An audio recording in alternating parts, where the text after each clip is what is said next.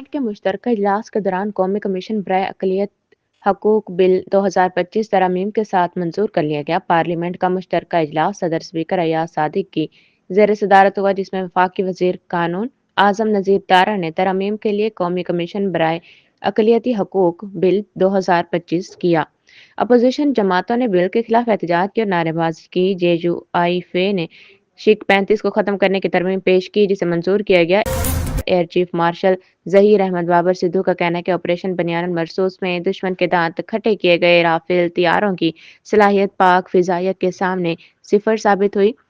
रिसालपुर में passing out parade से खिताब में air chief marshal Zaheer Ahmed Babar Sidhu ने कहा कि पास आउट होने वाले कैडेट्स को मुबारकबाद पेश करता हूँ। बेहतरीन कारकर्दगी का मुजाहिरा करने वाले कैडेट्स हमारा सरमाया है।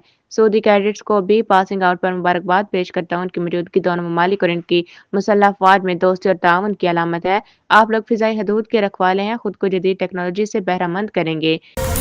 कराची के इलाके नेपा चौरंगी के करीब मेन हॉल में गिरने वाले 3 साला बच्चे इब्राहिम की लाश ढूंढने वाले बच्चे की SSP ऑफिस आमद हुई। उसके मुताबिक नन्हे इब्राहिम की लाश ढूंढने वाले बच्चे तनवीर की SSP ईस्ट से मुलाकात की, जिसमें डॉक्टर फर्रुख ने उसे नकद इनाम और गुलदस्ता पेश किया।